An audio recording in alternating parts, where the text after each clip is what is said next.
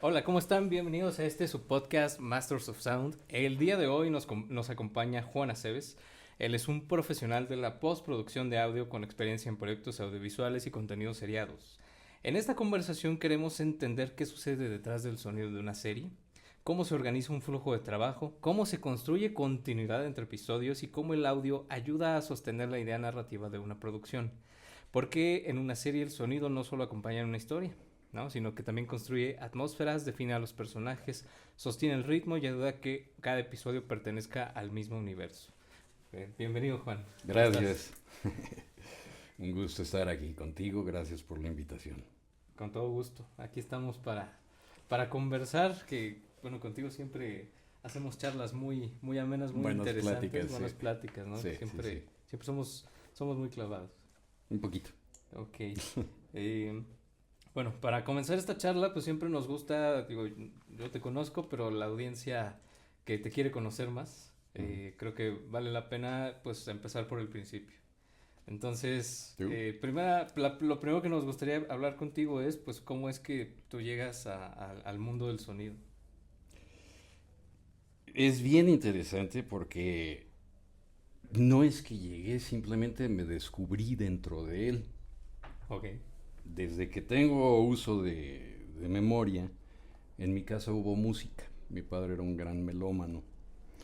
Y yo era muy latoso, muy inquieto. Y la única manera de calmarme era con música clásica. Entonces, para dormir, pues desde Beethoven, Tchaikovsky, Vivaldi, Brahms, Mahler, todo eso. Entonces, desde antes de hablar prácticamente, tengo contacto con el mundo sonoro. Tuve la peculiaridad de ser bien cieguito también de niño. Entonces, pues lo que se me desarrolló más allá de la vista o demás, pues fue el oído. Y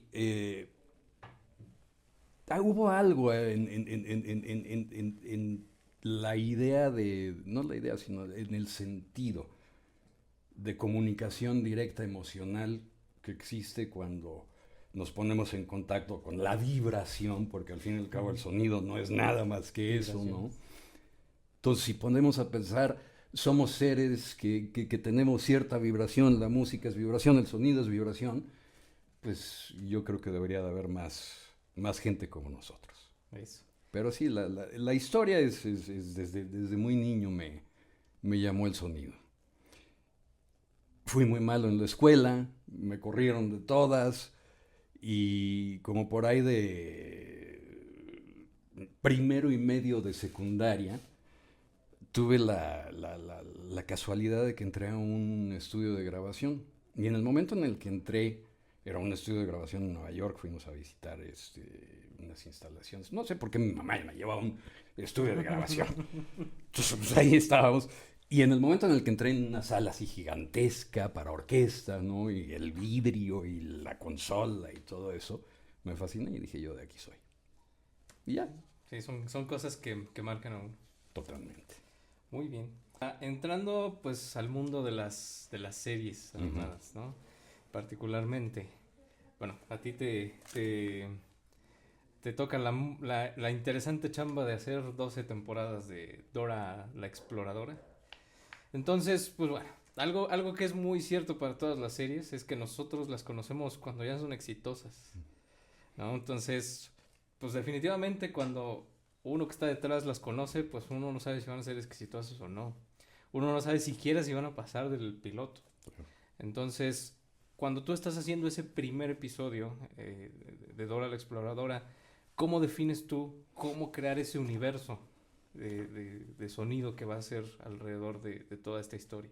Creo que ahí tocas un punto importante, que es el nivel de involucramiento, el nivel de pasión, por llamarlo así, con uno de estos clichés espantosos. Que tengas hacia un proyecto debe de ser totalmente independiente de si el proyecto va a ser exitoso, si va a seguir adelante, si no. Simplemente tienes enfrente de ti algo en lo cual puedes participar, porque hay que acordarnos también que en el mundo del sonido pues somos parte de un equipo. Ujú. No somos actores individuales independientes, ¿no? Ni estrellitas. Entonces, hay que estar consciente de todo eso al abordar todo tipo de proyecto. Cuando tú te pones enfrente de una consola, y esto ya es el paso número 3 o 4, porque lo primero que haces en animación, pues es ver un guión, ¿no? Y entender la historia y ver hacia dónde va. En el caso de Dora la Exploradora fue curioso, porque el creador, Chris Gifford, llegó en 1997, 98, por ahí. Llegó al estudio que teníamos mi socio y yo en Nueva York, que en ese entonces se llamaba Big Rumble Music, Ujú. y que nos dedicábamos a hacer música para el mercado hispano de publicidad. Entonces hacíamos jingles en español, pura salsa, pura cumbia, pura cosa así que muy, muy sabrosa. Y llegó el creador buscando que alguien que hiciera música para una idea de un show que tenía, que iba a ser de una niña latina que iba a enseñar español a los americanos e inglés a los A los latinos. extranjeros. Desde que llegó como que hicimos click, un tipo muy, muy, muy interesante, eh, súper vivaz. Hicimos muy, muy buena conexión. El caso es que hicimos chorrocientos demos, pero estábamos demasiado auténticos. Éramos demasiado latinos Ok. para el criterio de música que requerían. Que al fin y al cabo, si lo oyes, pues es música general con una salpicadita de latino. Entonces, pues no le dimos a la música, pero le gustó el estudio que estaba en el West Village, estaba en Christopher Street y Hudson, que era una zona, ahora es imposible tener Ujú. nada ahí porque ya es inhabitable de lo caro que es, pero tuvimos la fortuna de poder encontrar un loft muy bonito en un segundo piso, en una esquina muy céntrica, y era un edificito, una casita de 2 pisos nada más. Entonces teníamos todo el segundo piso con unos techos enormes, ventanales preciosos, y el estudio le encantó. Entonces dijo, pues la música no, pero ¿cuánto Ujú. cobran por hora? Entonces hicimos una prueba de hacer un animatic, porque todavía ni siquiera existían los dibujos finales ni nada. Estaba trabajando en un animatic. ¿Qué es un animatic? Unos dibujos hechos así en papelito, que nada más dan los tiempos de acuerdo con la narración grabada, y te dan una imagen, una idea de la narrativa en la imagen. Mi padre es pintor, artista, y a mí pues como que me daba también por la venia del dibujo, y en un momento faltaban algunos dibujos para el show, y le dije, pues yo me los he hecho. Y empecé a dibujar a Boots, ¿no? El changuito, y a Dora también. Y eso creo que le cayó muy bien, que fui más allá del simplemente ser un tipo que piensa en el sonido. Estaba pensando en cómo ser una parte integral de este proyecto que ayude a que se realice, que pueda quitar los problemas del camino, básicamente. Eso también podría ser un sinónimo para ingeniero de sonido o sound designer, ¿no? Ujú. Es poder sortear los obstáculos. Claro. Le caí bien, le gustó, y resultó que sí, eh, ¿cómo se dice? Lo compró Nickelodeon, el show. Wow. Porque en ese entonces todavía ni siquiera se sabía si lo iba a comprar. Les habían dado el presupuesto para hacer un piloto y eso era todo lo que había. Entonces, en base a ese piloto que nos tardamos como 2 meses haciendo, nos quedábamos hasta las... Dice, él mucho tiempo después, me dice, yo lo que más recuerdo con más así entusiasmo de todo lo que hemos hecho, eran esas noches que nos quedábamos dibujando, buscando soniditos, tratando de descubrir qué hacer con algo que todavía ni siquiera existía. Entonces, ¿cómo irle dando forma, cómo irle dando volumen, no solo de nivel de percepción auditiva, sino también de profundidad y de tercera dimensión y de todo eso? Lo sencillo es a veces mucho más complicado que hacer algo muy elaborado. En este caso no es que se estuviera buscando específicamente hacer un universo sonoro simple o sencillo, sino que pudiera transmitir lo más importante, que era la conexión del personaje principal con la audiencia, y que la audiencia, esto es algo que nunca había sucedido antes, le replicara a la pantallita, ¿no? Y ahí fue donde fuimos probando con qué tanto silencio tenía que haber después de que Dora hacía una pregunta, qué tanto tiempo había que darle a los niños para que respondieran, qué sonidos distraían, qué sonidos ayudaban, y algo que para mí era primordial era que los soniditos que estuvieran en el show tuvieran alguna relación con la cultura latinoamericana. Entonces, desde ocarinas hasta teponashles, hasta con todo probé. Y pues los puedes oír por ahí, hay cositas todavía que puedes medio reconocer. Acabó siendo un poco un híbrido, porque sí se volvió así un poquito muy autóctono en ciertos momentos y les chocaba un poquito, les parecía muy poco familiar. Entonces, es un trabajo de ir probando qué funciona, qué no funciona, ¿no?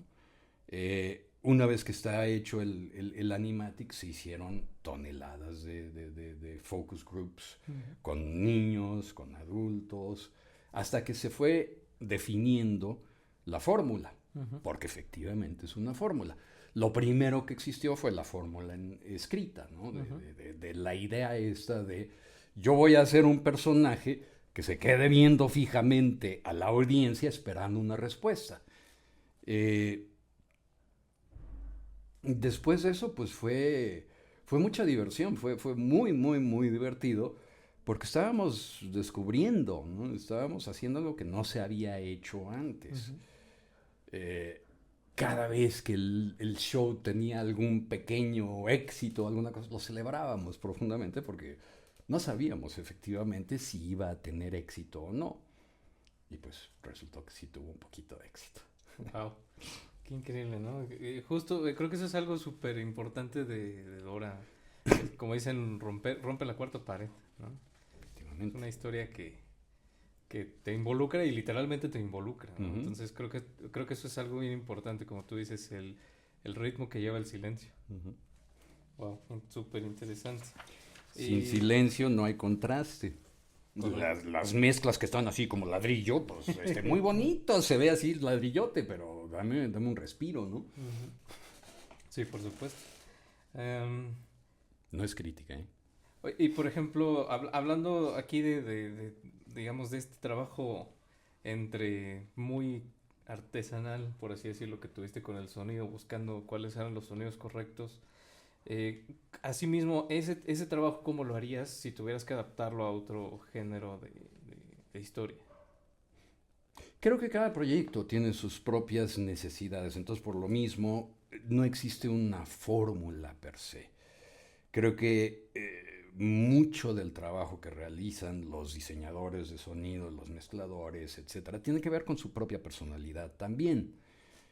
Y aquí estoy un poco contradiciendo lo de Estrellita, pero no, porque sí puedes tener individualidad, tu propia firma, tu propia manera de hacer las cosas y no creerte que eres la última Coca-Cola del desierto.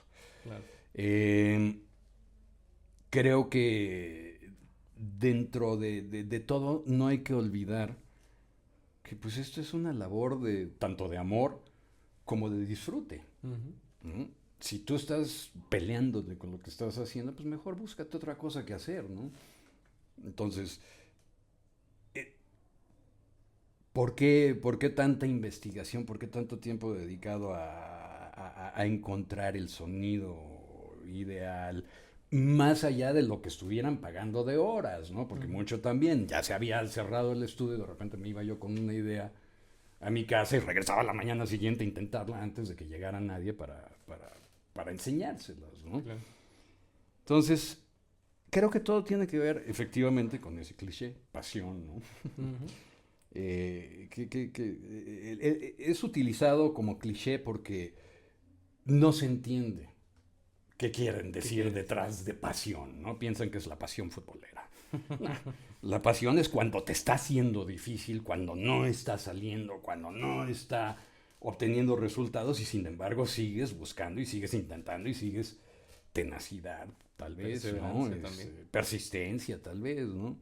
Pero sí, también entusiasmo, ¿no? Y gusto por lo que haces. Es esta suerte de obsesión que viene con la creatividad y un poco, pues, o sea, si te pones a verlo así en todas las corrientes de arte, no hay artista que sigamos nombrando hasta el día de hoy, después de cualquier cantidad de siglos, que no haya tenido esa obsesión por encontrar la, la forma adecuada de plasmar algo, ¿no? Que eso es algo muy, pues muy bonito, ¿no? En todo esto. Y además, esa es una frase que cada vez me está gustando más, porque creo que todos los invitados que han venido hasta el día de hoy siempre nos dicen eso, ¿no? Ve más allá de lo que estás haciendo, ve más allá de lo que te pidieron, ve más allá incluso, y pareciera a veces eso complicado de tratar, porque a veces es tabú, pues ve más allá también de lo que te están pagando. Entonces, creo que eso es también un excelente aprendizaje de todas las personas que ven este podcast, porque, pues digo, a lo mejor en el momento dices, pues si no me están pagando por eso, ¿por qué habría de hacerlo, no? Pero yo creo que la retribución va a existir tarde o temprano, pero no es inmediata. Creo que es un enfoque. ¿Qué es lo que realmente te importa? Si te importa tu trabajo, no vas a estar preocupado por el dinero. Y generalmente si te importa tu trabajo y no estás preocupado por el dinero, vas a hacer tu trabajo sin estar pensando en otras tonterías y el dinero te va a llegar. Exactamente. Creo eso es algo que yo también pienso. El dinero es un resultado, no es un objetivo. El dinero nos ayuda a medir si ese objetivo se cumplió, Claro. ¿no? El que las cuentas sigan llegando y sigas pagando las deudas y lo que sea. Ojo, no con esto quiero decir que seas una Sí, que te sí, mandilen sí, o no, lo que no, sea, no. ¿no? No, tampoco Cobra lo que sí. sea adecuado de acuerdo a tu criterio. Sí, también. También. ¿no? Sí, no, es esta cuestión también de saber en qué momento estás dando un poco más, pero también en qué momento tienes que pedir un poco más. Efectivamente. También eso es muy Evaluar cierto. tu propio trabajo. Exacto, evaluarte. Yéndonos ahora un poco hacia cosas un poquito más técnicas, ahora sí que a los fierros y a los botones. Tú recibes un guión, recibes un animatic, ¿qué es lo primero que haces? Lo primero que haces es leer el guión. Lo primero que recibes es un guión. Puede ser que te llegue ya el animatic o el piloto sin sonido. Pero por lo general lo que recibes antes siquiera de un episodio, sobre todo en animación, pues es el guión, porque no hay nada dibujado, no hay nada creado todavía visualmente. Revisas el guión con un criterio auditivo.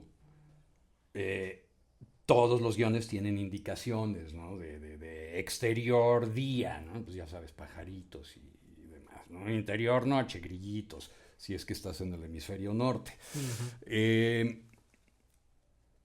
Una vez que analizas eso con una mentalidad de a qué va a sonar este guión, pues ya puedes empezar a darte una idea de cómo lo vas a armar. ¿Qué es lo primero que se hace? En específico, como trabajábamos, era con cada personaje se graba un guión completo. Entonces, Dora todas sus partes de principio a fin del guión sin interactuar con ninguno de los otros personajes. Como eran niños, estaba una persona que los estaba dirigiendo, él o la directora de voz, que les iba dando la línea ¿no? Línea por línea, porque había niñitos tan chiquitos que no saben ni leer todavía, ¿no? Y son Y se maravillosos. las tienes que decir y hasta que se lo aprenden. Y les tienes que decir, y como loritos lo repetían, ¿no? Entonces, ese es el primer paso. Grabar el guión con cada uno de los personajes. Si hay 4 personajes, pues tienes 4 episodios o 4 grabaciones que después tienes que intercalar y hacer lo que se le llamaba el radio play. El radio play, pues, es armar el episodio completo de acuerdo al tiempo que tiene que ser el show e ir midiendo los espacios y demás, nada más con pura voz. Una vez que se hacía el radio play, se iba a prueba. Pasaba todas las etapas de prueba y venían las revisiones. Muchas veces las revisiones requerían regrabaciones.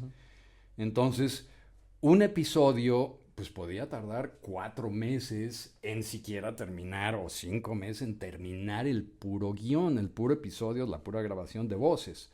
Después de eso se iba a Corea, que era donde hacían la animación. Wow. Dora la Exploradora tenía esa cosa que Chris Gifford ya empezaba lo de la animación digital, pero todavía no estaba muy dado. Y él quiso que fuera dibujado a mano. Entonces, cada uno de los dibujos de Dora es hecho a mano. Eso pues era un proceso que a veces tardaba hasta un año para regresar de Corea el episodio. A veces regresaban nada más escenas. Entonces, uno de los trabajos más importantes antes de abordar un proyecto como este es sentarte a planear. ¿Cuáles son mis tiempos? ¿Dónde están todos mis elementos, ¿no? Todos mis archivos de audio? ¿Cómo los estoy catalogando? ¿Cómo los estoy nombrando? Yo desarrollé mi propio sistema en ese entonces porque pues, no sabía cómo, esa era la verdad. Yo no sabía cómo hacer un show animado, pero dije, sí, vamos, nos lo aventamos. Entonces, desarrollé un sistema de nombrado de los archivos en Pro Tools que era el nombre, las primeras 2 letras del personaje, el número del episodio, la fecha y el número de línea, de acuerdo al guión. Y después de cada línea tenía sus versiones, entonces versión 1, versión 2, versión 3, revisión 1, revisión 2, revisión 3. Y todo eso iba a un tanque de archivo en donde estaban cada uno de los episodios, ¿no? Guardados. Más allá de la secuencia de Pro Tools, todo un contenedor de todas las tomas por personaje. Porque 4 meses o un año después, pues tienes que acordarte dónde está. Digo, Pro Tools se acuerda, pero, ay, no, y había otra toma, dónde estaba y qué era y no sé qué tanto, ¿no? Entonces, todos los guiones estaban perfectamente anotados. Conforme íbamos grabando, se iban haciendo anotaciones en todos los guiones de cualquier cosa, ¿no? Esta es toma buena, esta hizo 3 tomas, esta tuvo un principio falso, etc. Así se fueron 12 años. Wow. O más. Wow. Sí, pues es mucho de lo que, pues digo, ya viendo el episodio, pues parece todo muy fácil, pero todo lo que está detrás siempre es increíble descubrirlo, ¿no? Y sobre todo que por lo que nos estás contando en la animación, pues realmente la base la hace el audio, incluso para la misma animación. Sí. Sí, los animadores pues animan el lip sync, que es en base a la voz. Pues bueno, tenías creo que una excelente comunicación con el creador, pero digamos, en eso, ¿cómo mantenías tú esa excelente comunicación en todo el proceso con dirección, producción y demás? Creo que es darte cuenta de que estás tratando con seres humanos. ¿No? Entonces, si estás tratando con un ser humano, te entiendes. Si estás tratando con un superior o con un algo, con lo que sea, ya se empieza a desvariar la comunicación. Pero si te das cuenta de que estás hablando con otro ser humano que tiene un objetivo común contigo, pues es mucho más fácil. Indispensable ser claro, indispensable decir, por ejemplo, si la regaste en algo, oye, perdón, la regué, no tratar de esconder los errores, ¿no? Porque salen después. Entonces creo que más allá de la comunicación técnica y demás, es simplemente estar presente. ¿A qué me refiero con eso? Estás enfrente de alguien, pues ponte a platicar con esa persona, no estés pensando en otras cosas. Técnicamente, tú tienes tu lenguaje, ellos tienen su lenguaje y hay que medio interpretar las cosas. Entonces, pues también, ¿no? Como en mucho de la interacción interpersonal, pues tiene que ver con buen entendimiento, con, oye, no entendí, me lo dices nuevamente. Oye, ¿a qué te refieres? ¿Me lo puedes aclarar? Yo siento que muchas veces tenemos miedo o pena de hacer preguntas, cuando es la única forma en la que podemos obtener información necesaria para desarrollarnos y desempeñarnos correctamente, ¿no? Claro. Entonces, buena comunicación, pues es hablar y escuchar y entender de qué se está hablando. Correcto. Como dicen, hablando se entiende la gente. Precisamente. Muy bien. Ahora, hablábamos mucho del tiempo, ¿no? Que parece que en la animación el tiempo pareciera más largo que en otro tipo de audiovisuales. Sin embargo, yo estoy así casi seguro que para ustedes ese tiempo era así como no tener nada de tiempo. Estábamos ocupados todos los días prácticamente, salvo cuando estaban las vacaciones, que pues, eran bienvenidas también. Pero diario había grabación. Hicimos cientos de episodios. Por supuesto. Y por ejemplo, ahí, ¿cómo lidias con hacer cientos de episodios y hacer un poco de lo mismo todos los días sin comprometer la calidad? Creo que depende del individuo. Creo que depende de la motivación personal. Creo que yo te puedo decir, es que yo estaba enamorado con el show, ¿no? No, muchas veces dices, no tengo la menor gana de ir a grabar a los escuincles malvados porque estoy en mal humor, ¿no? Y sin embargo, pues tienes que estar ahí, tienes que estar... Lo que pasa es que si realmente amas lo que haces, si realmente lo amas, pues como en una relación amorosa también, ¿no? A veces te llevas bien con tu contraparte y a veces no, ¿no? Lo mismo. Pero creo que siempre es súper importante entender que antes que nada eres un profesional y que lo que estás dando es un servicio y que se te está pagando por ese servicio. Entonces, ¿cómo vas a dar el servicio? No diciendo, le mando una encuesta para que me diga qué bien le di el servicio, ¿no? O sea, te vas a quedar callado, vas a hacer tu trabajo, lo vas a hacer lo mejor posible y si alguien te elogia, ten la humildad de decir gracias y no creértela. Si haces eso, si estás en contacto con humildad, con genuinidad, con estar abierto, con dejarte sorprender por la vida, pues 12 años se pasan así. Haces lo mismo todos los días, pues también comes todos los días, también respiras todos los días, tu corazón late todos los días y no llega un momento en el que dices, ya estoy aburrido de respirar. Pues no, tampoco, ¿no? O sea, creo que por ahí va. Creo que nos hacemos muchas veces bolas con nuestra propia... ¿no? No sé ni bien cómo definirlo. ¿Qué tan central consideras tú que es tener buenos diálogos? 101. Ahora, ¿qué quiere decir buen diálogo? El diálogo en cine pues es rey. Puedes tener unas explosiones maravillosas, pero si no entiendes lo que dijo el cuate antes de que explotara, pues no tiene sentido. En el caso de la animación es privilegiado porque estás en una situación controlada en un estudio con un micrófono a la misma distancia, con el mismo equipo. Entonces, pues la grabación 1 y la grabación 45 suenan más o menos igual. Cuando estás hablando de diálogos de producción, pues ahí sí es otra cosa. Pero el diálogo es rey siempre. Estamos hablando. ¿Qué es el diálogo? Es sonido, es transmisión de sonido, es vibración, es transmisión de emociones, es transmisión de significado. Son toda una serie de factores que afectan la inteligibilidad Y tú como escucha que estás así con fadercitos y cosas, tu gol número uno es que se entienda, que se entienda. Buen diálogo. Bueno, pues a veces está mal escrito, ¿no? Pues ahí sí ya no hay nada que puedas hacer. ¿No? Es como échale pintura bonita a una carcacha, pero de todas maneras va a seguir siendo carcacha. Exacto. Ahora, en cuanto a ambientes, Ujú. ¿cómo te servía a ti manejar los ambientes para darle continuidad a la historia? Los ambientes son A mí me gusta mucho hacer ambientes en cine porque te cuentan toda otra historia. Ujú, Es una historia que además es subliminal. ujú. Es algo que no lo percibes y sin embargo te afecta.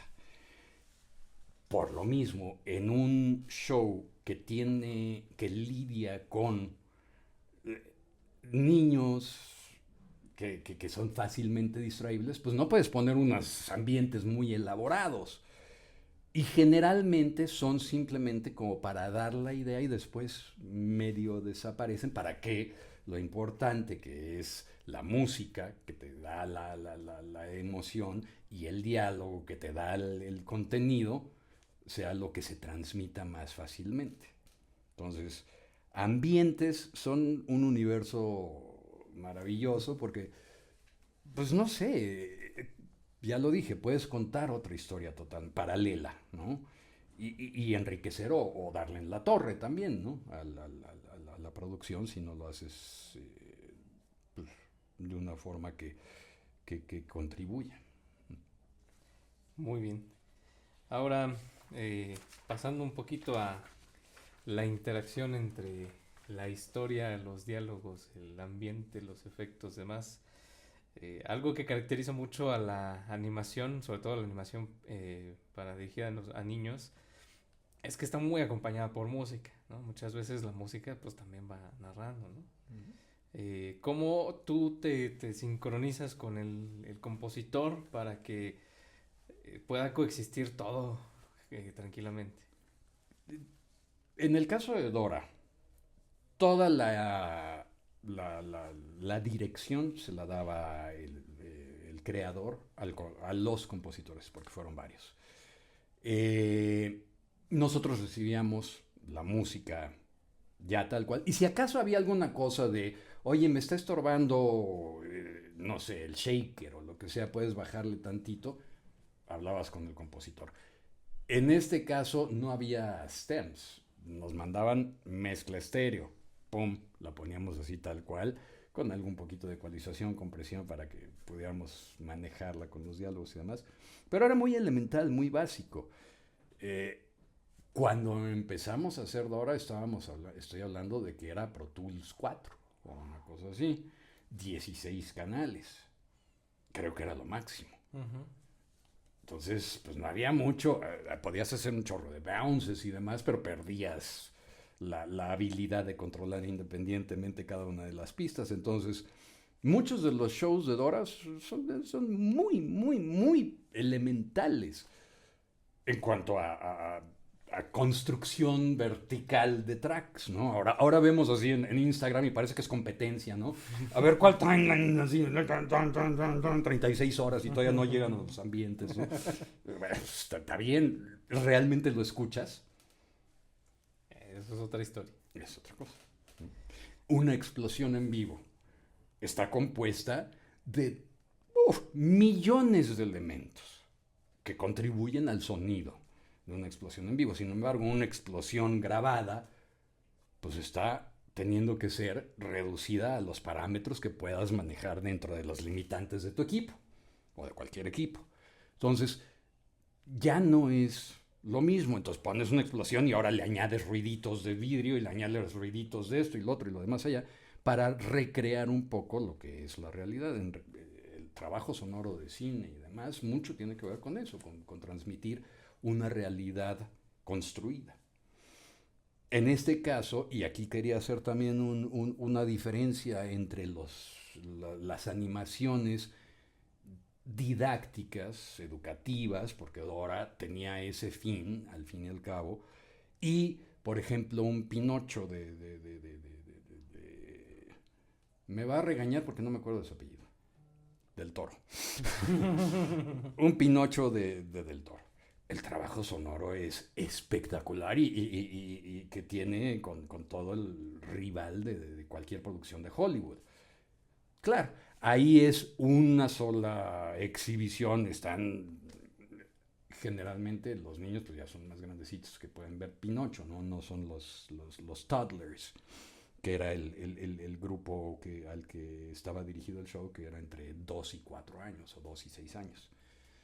Entonces, en ese grupo de edades, pues sí tienes que ser un poco más considerado con qué es lo que va a resaltar.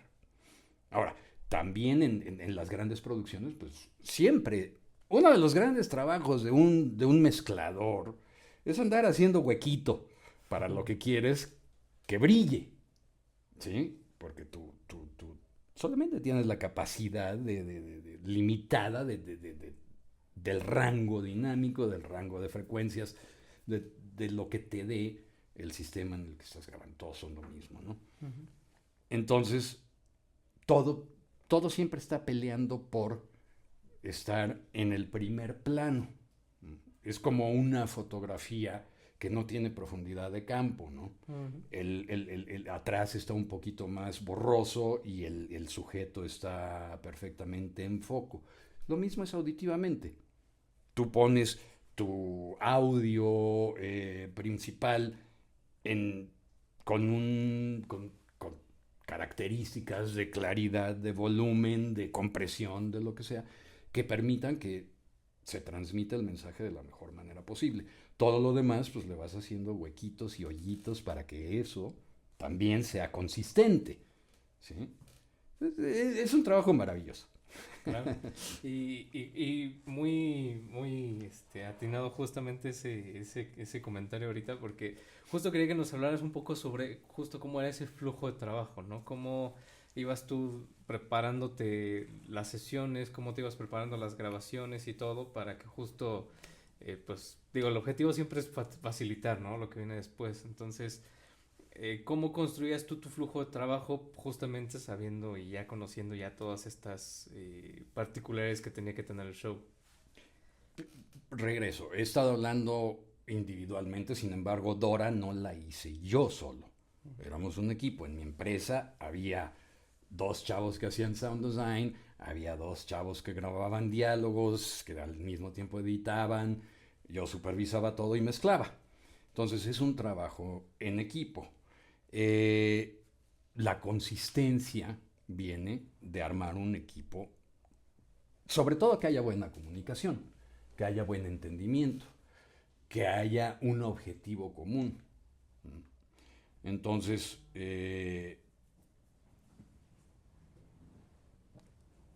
¿cómo mantienes la continuidad? Pues también te regresas a escuchar otros shows si es necesario. Pero creo que llega un momento en el que ya tienes muy asimilados tus parámetros y tus patrones y sobre todo pues hay muchos elementos recurrentes en una serie. En Dora la Exploradora, el ruido, el ruidito cuando salía el mapa era siempre el mismo. El ruidito de la burbujita de pensamiento era siempre el mismo. Muchos que se llamaban boilerplates.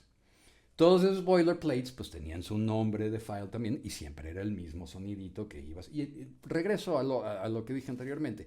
Es organización de sistemas, básicamente. ¿Dónde estás poniendo tus elementos? ¿Cómo los estás guardando? ¿Cómo los tienes accesibles? Y cómo los pones en tu línea de tiempo sin tener que estarlos alterando en cada episodio. Entonces nuestros efectos de sonido ya estaban perfectamente calibrados, nada más los ponías en la línea de tiempo y ya quedaban mezclados prácticamente, ¿no? Wow. Sonidos recurrentes, ¿no? Entonces, como eso, pues también hay muchos elementos que son propios de cada uno de los shows, en los cuales también toca esto un poquito el tema que acabamos de hablar de cómo se mantiene esa frescura de aproximación hacia el proyecto con cada episodio cuando son 300. Porque cada uno tiene sus propios retos, ¿no? El episodio de la gran gallina roja, pues requería de otro tipo de sonido que el de los cerditos piratas. Muy bien, excelente. Eso me parece muy interesante, ¿no? Este concepto de crear sistemas, ¿no? Porque es como el objetivo de todo estudio, por lo menos hablando en postproducción, ¿no? El tener una suerte no me gusta decir fórmula, pero sí tener como una algo repetible, algo replicable, ¿no? Finalmente, que eso creo que es lo más importante, porque eso es lo que te mantiene hasta, creo yo, cierto punto competitivo, porque entonces siempre vas a estar listo para entregar. Ahora, fórmula per se, pues es algo que tiene su lugar también, ¿no? Ujú. Si tú eres una persona que opera formulaicamente, tu resultado va a ser el mismo siempre. Sin embargo, puedes operar formulaicamente para arrancar tu proceso Ujú. y después de ahí construir arriba. Eso te da consistencia, continuidad, replicabilidad. Ujú. Entonces, la fórmula tampoco no tiene por qué estar condenada al desprecio, ¿no? Es algo que es útil, pero tiene su lugar. Si lo que haces es simplemente poner tus compresores y tus settings siempre iguales, porque ya es tu signature y nomás le metes todo a que pegue duro, ¿no? Pues ya ahí no vas a tener mucha chamba. Porque en realidad, y sobre todo, una de las cosas bien importantes es que una cosa es agarrar la chamba y otra cosa es mantenerla Ujú. y mantenerla viva y activa. Y en este caso, pues cuando estás hablando de una serie que cada episodio costaba $2 millones, ¿sí?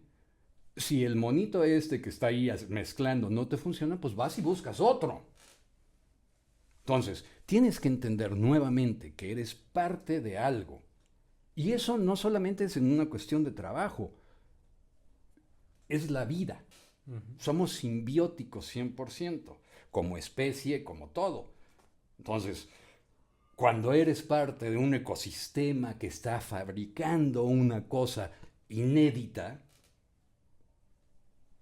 eres un privilegiado maravilloso. Ujú. ¿Sí? Date cuenta de que es un privilegio que tengas trabajo. Y tienes trabajo, si sabes que es privilegio, te vas a desempeñar de otra forma. Regresamos a lo mismo. Ando sobre la lana porque no me alcanza, porque no llego. Entiende que tienes el privilegio de trabajar. Acércate a tu tarea de esa manera, con esa humildad, con esa condición, te va a ir de otra forma en la vida en general. Y no solo con tu trabajo, ¿no? O sea, es parte de ser humano, ¿no? De ser un ser humano integral. Eso coincide mucho con algo que aquí pensamos mucho, que es qué bueno que los problemas hay mucho trabajo, tengo muchas entregas, porque esos son problemas, como tú dices, son problemas privilegiados y son pues problemas más bonitos que decir no hay para pagar las cuentas. ¿Va? Ahora, también es un resultado de qué estás haciendo, Ujú. ¿sí? Es eso. Si tú te comportas acorde con un ingreso constante, pues va a seguir. Ujú. Si te portas no de acuerdo con eso, pues no va a llegar. ¿Sí? Ok, vamos ahora a conectar un poco los puntos, ¿no? Porque ya Ujú. conocemos Sí. un poco de dónde vienes, cómo fue que llegaste ahí, pero aquí el punto que nos gusta mucho profundizar es ¿cuál fue ese momento en el que dijiste, esto es a lo que me voy a dedicar? Aquí es el momento. Cuando me para corrieron de empezar. la secundaria, Ok. que me tuve que descubrir qué iba yo a hacer, ¿no? De cierta forma. Y andaba yo de burro, y es cierto, ¿no? Me corrieron de dos primeros de secundaria, me corrieron porque pues era yo un poco latoso. Ok.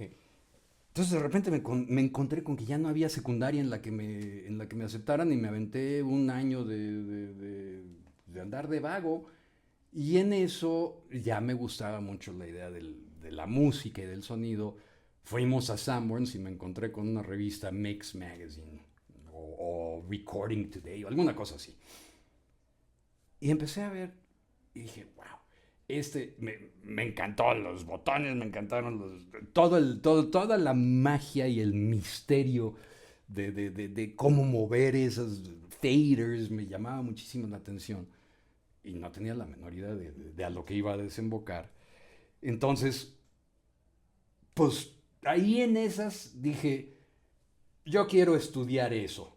Y me dijo mi mamá, muy bien, pero ¿sabes qué? Para estudiar eso necesitas ir a la escuela y en la escuela en donde se estudia eso es universidad y tú no has terminado ni la secundaria, así es que a estudiar, mijito. Pues como no tenía ganas de estudiar ni nada, hice la secundaria y la prepa abiertas, me quité el problema de encima y me fui a la universidad directamente. Wow. Y llegué ahí a los 16 años. Pues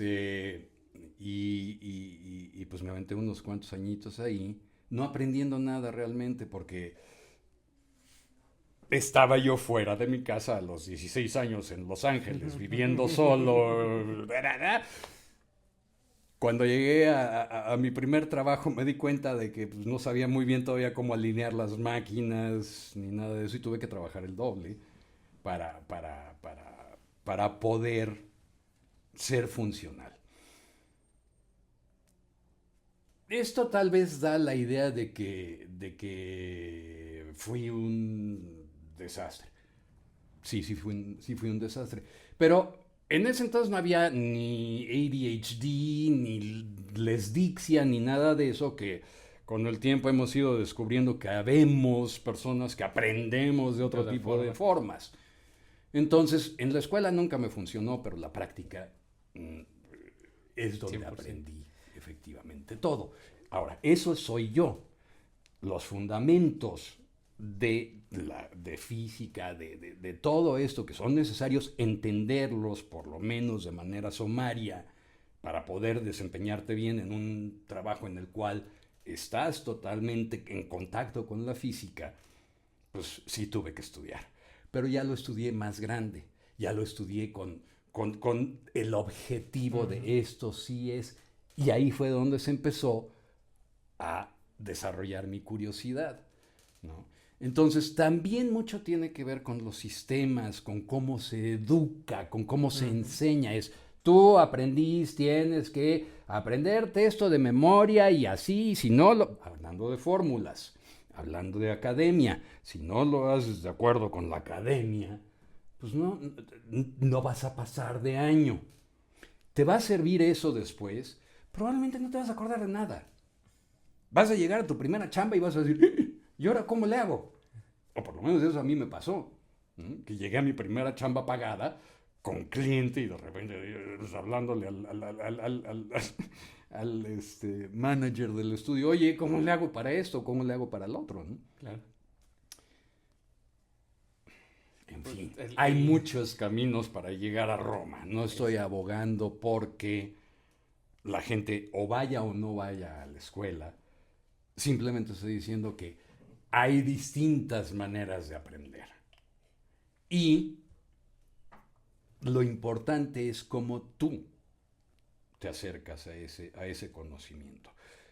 La escuela, pues es una institución que tiene...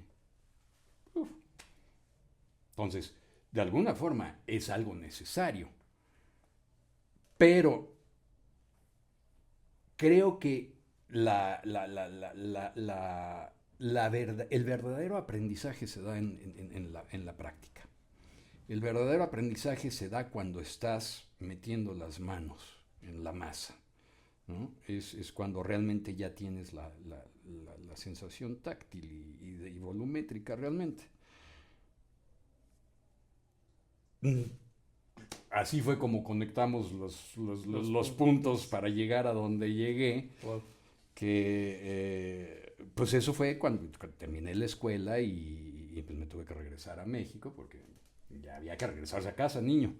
Y cuando llegué a México pues empecé a tocar puertas en estudios y afortunadamente me tocó un estudio que en ese entonces era el estudio de México, ¿no? Que se llamaba ARI Estudios. Tenían leones en el jardín del estudio y la consola era una MSI 500 Wow. con una máquina de 24 canales también MSI. Y ahí grabé a Belu Silvetti, grabé a Ana Gabriel, grabé algunas cosas, hasta que el estudio pues ya andaba ya medio tronando y pues cerró. Entonces ahí empecé el circuito de ser freelance en México. Y originalmente mi idea era música, ¿no? Era grabar y mezclar música. Y eso fue algo que hice durante muchísimo tiempo hasta que me topé con los audiovisuales, que ahí fue cuando empecé a entender el maridaje de sonido e imagen y cómo interactúan y cuáles son sus espacios y sus prioridades, ¿no? Hice audiovisuales corporativos durante un buen rato y anduve brincando ahí entre estudio y estudio hasta que me topé con algunos actores, músicos famosos. No eran famosos en ese entonces, pero se volvieron famosos después. Y así fue como empecé. Pero fíjate que es una historia que creo que se repite un poco. El hecho de que siempre somos incomprendidos, ¿no? Y a la fecha, a pesar de que hay universidades y hay más opciones que antes, por supuesto, para poder dedicarse a esto, entre comillas. Creo que siempre hemos sido los incomprendidos porque los que somos perfil ingenieros somos muy músicos para otros ingenieros. Para los músicos somos el técnico, el ingeniero, el cuadradito, ajá. Entonces siempre nos toca estar como en esa suerte de limbo entre muchas diferentes disciplinas y diferentes tipos de especialistas, pero creo que justamente eso es lo que nos hace versátiles, ¿no? El poder entender un poco de varios mundos y llevarlo adelante, ¿no? ¿No? Si bien el futuro nunca está escrito, pues un poco entender de dónde venimos quizá nos ayude a entender a dónde vamos, tal vez. Entonces, ok, hoy día, por supuesto, tenemos Pro Tools con chorro mil canales, con chorro mil oportunidades de regrabar, reeditar, cuantizar, mover, quitar, poner, mil posibilidades. Y por supuesto se siguen haciendo audiovisuales, se sigue haciendo música, se sigue haciendo todo y se seguirá haciendo, pero en tu opinión, ¿no? O sea, hoy día existe miles de veces más tecnología que cuando hiciste el primer audiovisual o la primera canción. Entonces aquí la pregunta es, ¿necesariamente más tecnología nos está dando más herramientas para hacer mejor el trabajo? Es buena pregunta. Y es algo que creo que mucho de la industria es un paradigma que debería de considerar más profundamente. El hecho de que puedas en una explosión añadirle vidritos, esto, lo otro y lo demás allá no quiere decir que tengas que tener 400 tracks para una explosión. Lo puedes hacer también, si quieres. Creo que la tecnología es una herramienta, al fin y al cabo. Los seres humanos tenemos las manitas, ¿no? Y con esto fabricamos cosas. En el caso de audio, de música, pues tenemos instrumentos, tenemos Pro Tools, tenemos todo eso. Pero tú no vives solamente a base de tus manos, usas todo lo demás. Lo mismo con Pro Tools, usa tu criterio, usa tu buen gusto,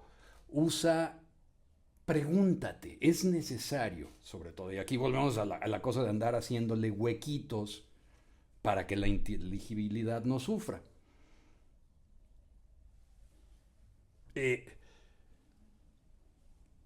Podemos,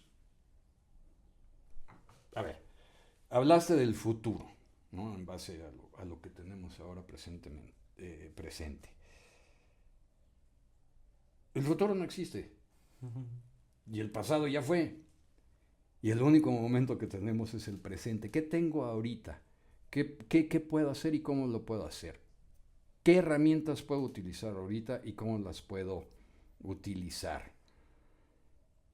Eso va a ir evolucionando y cambiando siempre, porque todo va en progresión, ¿no?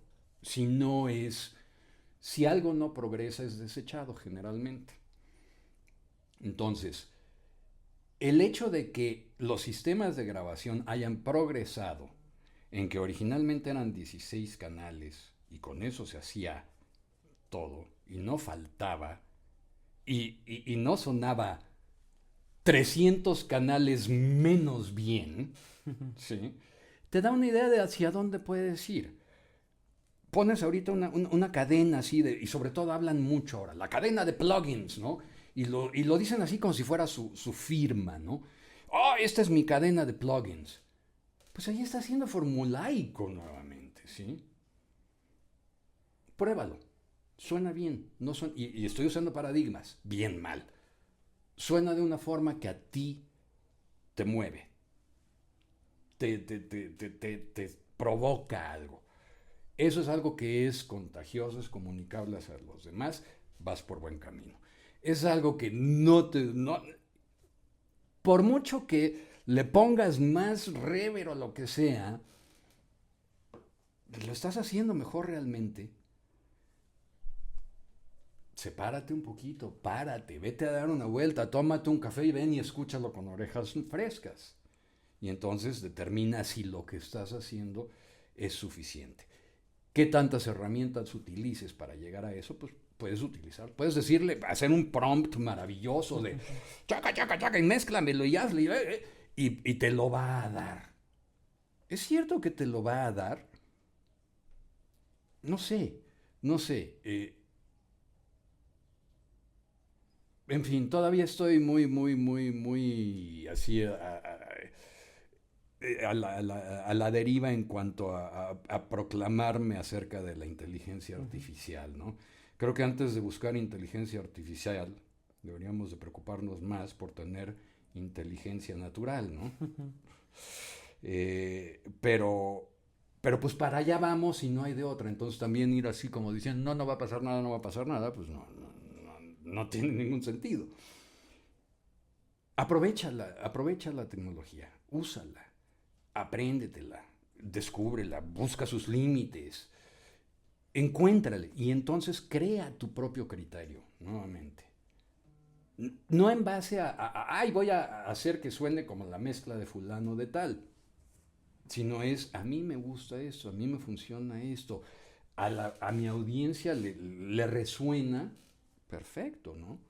Y me refiero a mi audiencia no a los 3,000 seguidores que puedas tener, ¿no? O a los 18,000 o lo que sea, sino a quien escuche tus mezclas que son de otro artista o de otros artistas, ¿sí? Es un trabajo colaborativo, nuevamente. Nuevamente, eres una pieza de un engranaje. Y eso no tiene ningún detrimento, ni te quita que seas el gran ser que te crees que eres, ¿no? No sé, es estar en contacto con lo genuino. Si de veras estás en contacto con lo genuino, pues tu actuar va a ser inmediato, va a ser en el presente. ¿Sí? Entonces, sí, preocúpate de qué va a pasar en el futuro, pero no preocúpate, simplemente está pues, echándole un ojito, a ver qué pasa, a ver qué nueva tecnología hay, cómo la puedo usar. Ah, no, esto no me sirve, no porque sea el último avance tecnológico, quiere decir que yo lo tengo que incorporar dentro de mi forma de trabajo. Hay distopias, ¿no? Que nos dicen que ya se va a acabar el trabajo de todos y pues espero que no, la verdad, ¿no? Porque sí habemos mucha gente que todavía estamos enamorados con lo que hacemos y pasárselo a la IA, pues no, ¿no? O sea, Sí, por supuesto, la IA está generando muchos debates y mucha incertidumbre, pero también mucha emoción, ¿no? Entonces, pues sí es un tema, por supuesto que hay que estar súper atentos, estar viendo cómo evoluciona y sobre todo ver cómo le puedes sacar provecho, ¿no? Porque eh, hay muchas herramientas que sí, bueno, por lo menos acá realmente a nosotros nos están haciendo sí la vida más fácil. Mm. Sin embargo, y eso es algo que siempre decimos, ¿no? O sea, pues el disco no se va a mezclar solo, la película no se va a hacer sola de todas maneras, ¿no? Por lo menos el día de hoy sigue estando, si bien puedes llegar a lo mejor más rápido a lo que tenías en la cabeza, sigues teniendo esa necesidad de tener una dirección, ¿no? O sea, pues, la computadora sigue sin poder hacer las cosas sola. Entonces, pues de todas maneras hay que seguir con el mismo empeño y las mismas ganas que siempre. Ujú. Sí, hay que darse cuenta de que son herramientas. Ajá. Y No, no, punto. no es otra cosa. Es una herramienta que es posible que nos quite la chamba la herramienta. Yo soy locutor. Ajá. Ya hay un chorro de cosas que andan ahí Ujú. con IA. Generalmente pues son trabajos que yo como locutor de ciertas marcas pues no los aceptaría tampoco, porque son y aquí sí ya es otra cosa, regresando al tema del dinero, ¿no? Ujú. ¿Sí? Yo hago cierto perfil de comerciales, perfil de comerciales requiere que un ser humano Bueno, con sus características, es curioso, nos vamos a volver objetos de lujo los seres humanos. ¿No? O sea, sí, la voz auténtica de un ser humano te va a costar tanto y la de IA te cuesta tanto, ¿no? Es cierto. Espero que siga siendo ese el caso. Espero que de veras siga habiendo un gusto por lo humano, por lo biológico, por lo, no sé, de carbono. por supuesto, ¿no? Y de todas maneras, ¿no? Incluso si tienes que seleccionar una voz de ella, de todas maneras, pues volvemos a lo mismo, ¿no? Incluso como si buscaras samples para una batería o si buscaras sonidos para una explosión, ¿no? Uh -huh. Pues si tengo 10.000 opciones, ¿cuál es la buena, ¿no? De todas maneras, ¿no? O sea, sigue habiendo esa parte del criterio. Y bueno, ya nos acercamos a la recta de cierre. Eh, Acá siempre nos gusta también, pues, dentro de todo esto que estamos compartiendo en este programa, pues esta parte bueno, ya tenemos cierto tiempo haciendo esto, nos hemos vuelto buenos en lo que hacemos, lo que sea que eso signifique, pero pues siempre creo que a todos nos ha tocado aprender un poco de los errores, de los golpes y de mil otras tragedias, ¿no? Que creo que son las que nos forman, pero sí a veces decimos, esto lo pude haber evitado, ¿no? Hmm. Esto lo pude haber hecho mejor si hubiera sabido esto, si supiera lo que sé ahorita hace 10 años, por supuesto que hubiera hecho algo muy diferente, ¿no? Entonces acá la pregunta es, si pudieras ir con ese Juan Aceves que estaba haciendo el primer capítulo de Dora la Exploradora, ¿qué consejo le darías? Es muy buena pregunta y es una pregunta que mucha gente contesta de distintas formas, en Ujú. distintos contextos también. Y creo que la respuesta es muy similar. Ajá, Generalmente radica en, tómatela tranquilo, no, el mundo no es tan terrible como te lo imaginabas, ¿no? ajá, No va a haber tanta tragedia como te puedes pensar que vaya a haber, ¿no? ¿A qué me refiero con eso? No que se acabe el mundo ni nada, no, no, sino, ay, me van a quitar la chamba, ay, la voy a regar y se me va a ir el cliente. Preocúpate menos por ese tipo de cosas, ¿no? Eh, eh, Preocúpate menos de si voy a hacer algo que guste. Porque no es cierto, no puedes hacer algo que guste. ¿Cómo puedes determinar eso? mm, Haz algo que realmente te sientas orgulloso de lo que hiciste, que sientas que estás conectado con ello, que te da algo a ti y que veas que tiene resonancia, que tiene una repercusión más allá de tu pequeño círculo. Entonces, una vez que te das cuenta de eso, eh, pues por ahí va el camino, por ahí va el camino. No dejes de estar en contacto con tu autenticidad. Cuando empiezas a emular a fulano, sutano, eres un bis, ¿no? Ujú. Puede ser un camino medio escabroso, ¿no? Pero creo que mucha cosa es, crea un poquito más en ti también. Ujú. Eso es algo que creo que mucha gente en retrospectiva dice, ¿no? Ten más confianza de que puedes, de que lo vas a hacer, pero no en base a simple voluntad, ¿no? O a un deseo de, ay, sí, yo quiero que me salga muy bien. Que sea en base a trabajo tangible, a trabajo serio, a que estás poniendo hora nalga, ¿sí? Si en base a eso estás desempeñando tu trabajo de una forma que a ti te satisface, que sientes que estás dando el mayor rendimiento, pues entonces ya no te preocupas mucho por el futuro ni por el pasado. Entonces tal vez lo que le diría yo al Juan Aceves de hace, ¿cuándo fue? 98, casi 30 años. En fin, a ese Juanito tan jovenzuelo de por ahí, le diría, diviértete un poquito más, disfrútalo un poquito más, estate más tranquilo de que va bien la cosa, ¿no? O sea, eh, creo que básicamente es eso. Ujú. ¿Qué más le puedes decir a alguien que, pues sí, cuando te enfrentas a lo desconocido, hay una trepidación innata, natural. Entonces, un proyecto nuevo, pues, te, te, te intimida. Ujú. Entran los pensamientos de, ¡ay! ¿Y si se me va la mitad de mi ingreso? No te preocupes por eso. No te preocupes por eso, porque eso estorba, eso hace ruido.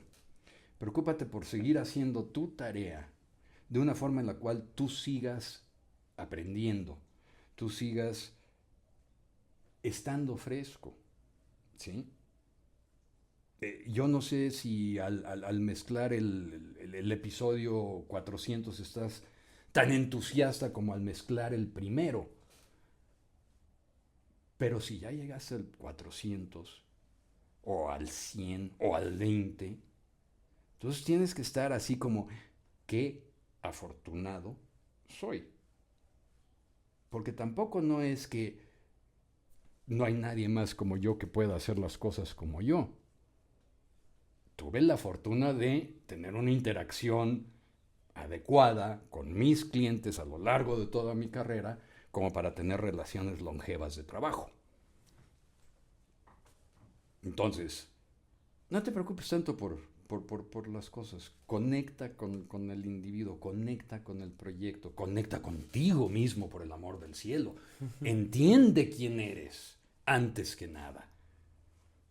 Si no sabemos quiénes somos y andamos imitando por todos lados, tratando de ser popular, tratando de ser exitoso, como lo que vemos en las redes y todo eso, wannabe.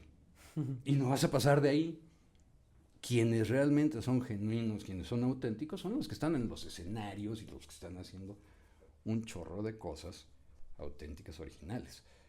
Le preguntas a alguien que es exitoso en ese sentido, un cantante, oye, tú estás no, yo hago lo que yo hago y estoy tratando de hacerlo de cada vez más apegado a quien yo soy. Entonces, es un trabajo de autoexploración también. Cada vez que te sientas enfrente de esto es cómo me reto cuando conozco este fader al, los ojos cerrados, las orejas cerradas y todo cerrado y lo conozco, sé lo que hace. ¿Cómo puedo hacer que eso me siga emocionando? Creo que son muchos factores y parte de ello es estate agradecido. Agradecido con la vida, agradecido con lo que haces, agradecido con dónde estás, Ujú. etcétera. Sí, pues es conocer el lugar donde estamos parados y saber que no es fácil llegar ahí, pero es todavía más difícil mantenerse, ¿no? Justo creo que de ahí viene mucho pues, la utilidad, ¿no? De justo estar agradecidos con donde estamos, porque sabemos que, pues, llegar y mantenerlo no, definitivamente no es fácil. No, no. Sobre todo cuando estás empezando. Ujú. Y aquí regreso un poquito a la cuestión de la educación formal. Ajá. ¿Sí? Alguien que, como yo, no sabía absolutamente nada, tenía ganas. Lo primero que me dio una medio dirección fue una revista con información. Ujú. Y después eso no fue más que más información. La escuela fue información. Fue experiencia que si yo hubiera tenido un poquito más de... Tal vez aquí viene un poquito la conexión de qué le diría al Juan, no cuando mezclé el primer episodio, sino cuando fui a la escuela. Me hubiera dicho, presta más atención, güey. Eso, sí. O sea, estate atento, abre las orejas, abre los ojos, llénate de, llénate de experiencias, llénate de vivencias, llénate de compañía de gente, llénate de comunicación. Todo lo demás viene de por ende. Entonces, si estás empezando en este mundo del sonido, pues explora. Acércate a quien sabe, Ujú. haz preguntas, toma cursos, lo que sea. Ponte ahí, 24 horas al día, hasta que de veras ya llegues. Son, de acuerdo a muchas ideologías, ¿no? 60, 90 días para desarrollar una nueva práctica. De veras, ponte ahí 90 días determinado a hoy voy a aprender algo que no sabía. Vas a vivir una vida más plena. Por supuesto. Pues muchísimas gracias, Juan, por todo este tiempo que nos estás dedicando para este episodio. Y bueno, quien tenga ganas de seguir pues aprendiendo de todo este criterio y todas estas vivencias y experiencias que tiene Juan para compartir, pues estaremos en el próximo seminario, donde además estará acompañado por Juan Lino y por Emilio Chino Ortega, que también nos acompañarán próximamente en este podcast para un seminario sobre, pues todo sobre postproducción, ¿no? Postproducción para animación, la música que lleva esa animación y por supuesto cómo se conecta eso con el mundo del cine y todos los formatos a los que podemos llegar a distribuir. Y pues muchísimas gracias, Juan, por esta charla. Al Como contrario, siempre. gracias por invitarme, gracias por la plataforma, gracias por difundir información, gracias por traer a estos personajes aquí a decir impropiedades. Muy bien. Gracias. Con gusto.